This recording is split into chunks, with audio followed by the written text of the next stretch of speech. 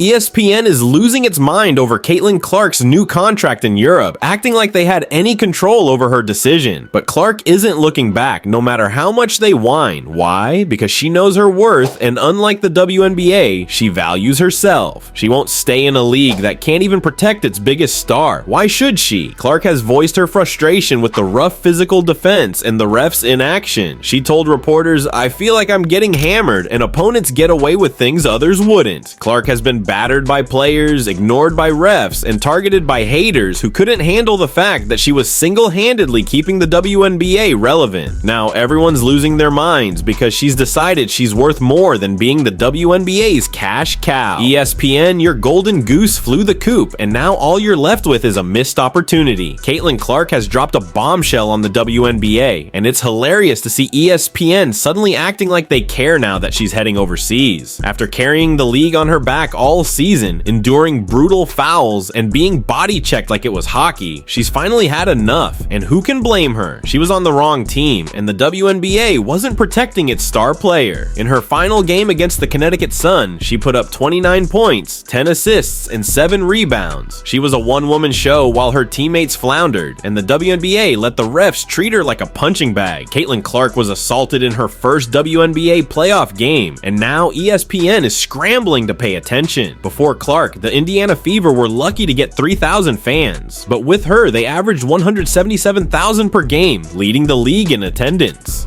Clark wasn't just a star, she was a phenomenon, outselling legends like Sue Bird and Diana Taurasi in jersey sales. But did ESPN treat her like the superstar she was? No, they gave lukewarm coverage, and now they're trying to play catch up. Too late. Clark faced a nightmare in the WNBA. Every game was like a street fight with no protection from the league or refs. The infamous eye poke incident should have been a wake-up call, but the WNBA shrugged it off. The emotional toll was immense. Every missed call and cheap shot chipped away at her. And now, instead of focusing on her jaw-dropping talent, some are reducing her success to a racial narrative, making things even more toxic. The WNBA, touting itself as the League of Equality, left its biggest asset unprotected.